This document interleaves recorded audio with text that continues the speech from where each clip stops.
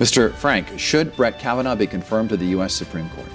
The allegations are serious and need to be considered, and he's entitled to a fair hearing. Mr. Markley. I've had to vote on such decisions many times. There's a lot of factors to be brought into play on. Purely as a jurist, I would be for him, but these other allegations have to be heard out.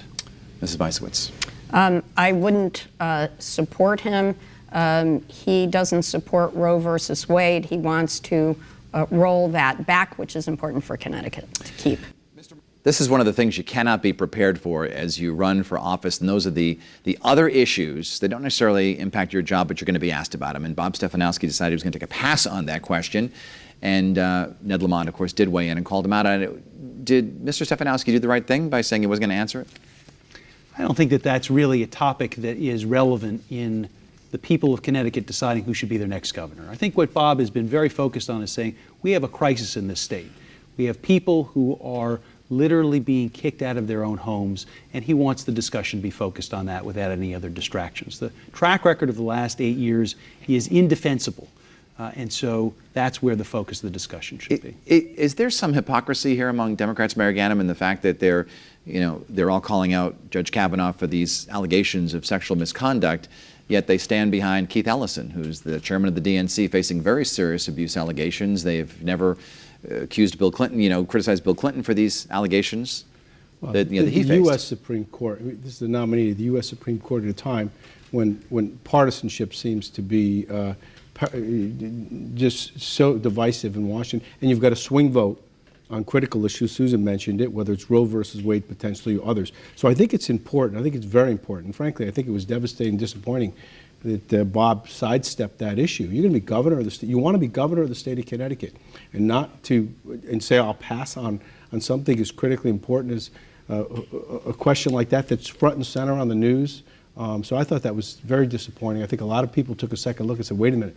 This sounds like a guy who all he wants to talk about is one issue. When as governor, you have to deal with so many, and people look to you for leadership, and that was not leadership. I think what they're looking for, though, is leadership of the state of Connecticut, and having somebody who's laser focused on that issue. And because the track record here is so bad, one of the moments in the debate that I found most noteworthy was in the rapid fire section when you asked what letter grade would you give to Governor Malloy when Ned Lamont gave him an F. That to me was astonishing. Now, I would give him an F. Bob Stefanowski gave him an F. Surprisingly, Oz Griebel actually gave him the highest rating at a C+. But his job has been terrible. His approval rating is 15%. At that level, I think you have family members that no longer support you. And that really is what is on the minds of voters here today.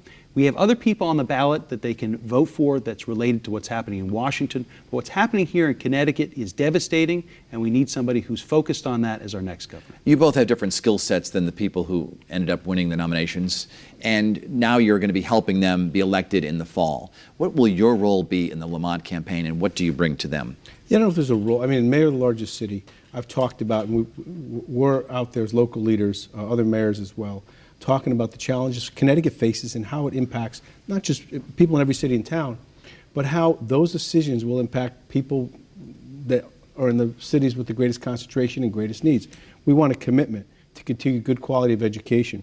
We'd like to see, as Ned talks about, some sensitivity towards high property taxes in a way to hold them down or cut them. Support for things like the continued support for the Affordable Care Act. So I'll be out there doing whatever we can, but I think at the end of the day, it's going to be getting voters to come out and vote. Turnout's going to be critical.